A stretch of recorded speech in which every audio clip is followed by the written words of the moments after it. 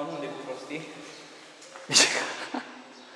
Vine trenul din Galați la Isfândura, mă rog. Na, deci eu ziceam aici că urma tavanul, filmează un pic la tavan. Tavanul cum ar trebui dărâmat și făcut din rigid. Pereții zic că sunt destul de drept și scena aia reparată și pe jos aici niște grese, niște laminat și în regulă. Termopane nu vrei? Da, termopane. Dar o vrei să faci, cea mai importantă.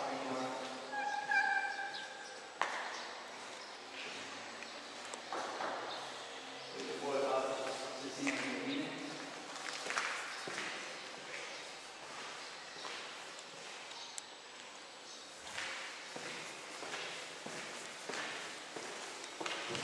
Nu vezi că piși, nu știu ce găuresc, nu te băga.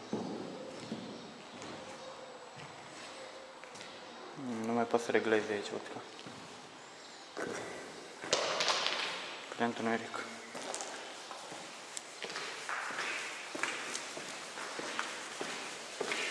Nu am și pe aici, cum să vedem pe parcul și școala.